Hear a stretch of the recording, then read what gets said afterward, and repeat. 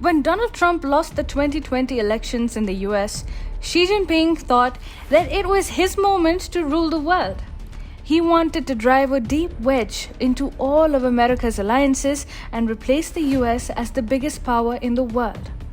However, Trump was a special president in the sense that he did not only trouble China when he was in power, but he continues to do so even today. Trump's campaign against China had the effect of reducing it into a pariah state. Today, countries want either no or limited engagement with the paper dragon. This is particularly in the case of Sino-Ukrainian relations. Hi and welcome to TFI Global, the foreign affairs and geopolitical analysis arm of the TFI Media Group. I'm your host Shubhangi, and in this video I will tell you how Ukraine has slipped out of China's hands. Let's begin. Looking at Chinese President Xi Jinping, you can only say one thing. The man is trying too hard, but he will never get what he wants. In a bid to replace the US, Xi Jinping is now trying to woo Ukraine, a country that was used by Biden for firing up anti-Putin propaganda and abandoned later. However, Ukraine is only using China for the trade without giving away any leverage to the communist nation whatsoever. In the process, Ukraine is sending its message across to the US, but not antagonizing Russia entirely. As soon as Biden came to power, he tried to use Ukraine for vilifying Russia and its President Vladimir Putin. However, after achieving his political objectives, Biden backed off. Ukraine, on the other hand, is desperately trying to win the United States of America's steadfast support in order to achieve its own geopolitical objectives against Russia. Ukraine, on the other hand, is desperately trying to win the United States of America's steadfast support in order to achieve its own geopolitical objectives against Russia.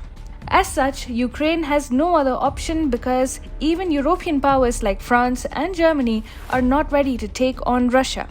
By moving ahead with the Nord Stream 2 gas pipeline project, which bypasses Ukraine, Germany further made it clear that it does not care much about Ukrainian interests.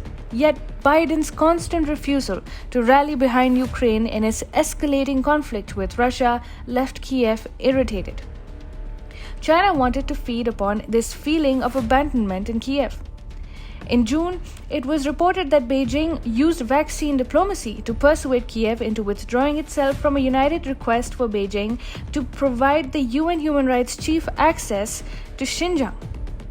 When Ukraine did withdraw, the Chinese Foreign Ministry seemed to admire Ukraine and stated that Kiev's decision, and I quote, reflects its spirit of independence and respect for facts and conforms to the purposes of the UN Charter and basic norms governing international relations. In a clear attempt to drive a wedge between the US and Ukraine, the Chinese Foreign Ministry added, the moves of a few Western countries to interfere in China's internal affairs, suppress and contain China, and hinder China's development under the pretext of human rights are unavailing. So, China managed to coerce Ukraine into withdrawing itself from a united statement on Xinjiang. If Ukraine hadn't withdrawn, China would have probably cancelled the delivery of the 500,000 doses of the COVID-19 Sinovac vaccine to the European country. So, Beijing is resorting to its own well-known intimidation tactics. But does Chinese coercion mean that Ukraine has become a Chinese crony? Well, Ukrainian Foreign Minister Dmytro Kuleba's remarks suggest otherwise. Kuleba said, China is not an enemy, not a friend, but just a trading partner. So, it basically means that China doesn't form the core of Ukraine's foreign policy, no matter how hard Xi Jinping may be trying his luck in Kiev. The fact remains that Ukraine feels sidelined in the global economy because European Union powers, like Germany, are ready to undermine Ukraine's interests in order to procure Russian natural gas. China is Ukraine's biggest trading partner, with bilateral trade reaching $15.4 billion. At $7.1 billion, 14.5% of Ukraine's exports go to China. Ukraine wants to keep its exports economy alive. A pragmatic relationship allows it to do so. But that's it. Ukraine has no intention of forming an alliance or even a strategic partnership with China. The Ukrainian political leadership has drawn limits on cooperation with China. things aren't moving beyond trade and investments, leaving strategic sectors like 5G networks and critical infrastructure facilities beyond China's reach. Ukraine is well aware of the risks associated with deep cooperation with China. It must have observed how South Asian countries like Sri Lanka and Pakistan got embroiled in debt traps because they opened doors to deep Chinese involvement. Criticism of China is also growing within the Ukrainian intelligentsia after Beijing attempted to acquire Ukrainian engine manufacturer Motor Sich.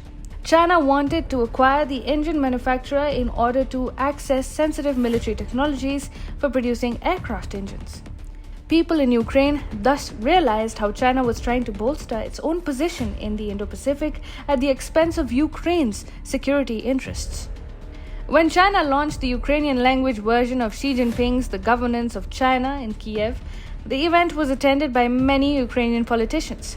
David Arahamia, head of Ukraine's ruling Servant of the People Party, recently told Chinese media that Ukraine wants to learn a lot from the Chinese Communist Party in terms of economy and government.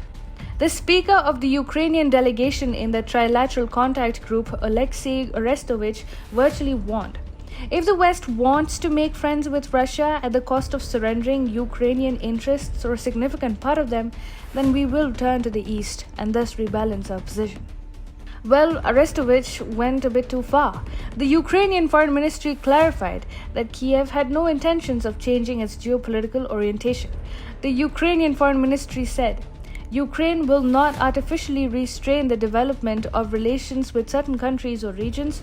The number one priority is national interest, no matter where in the world. So, Ukraine's strategy is clear.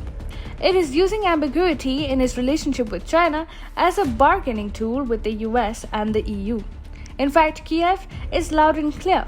Give us entry into the EU and NATO, or we will get closer to China.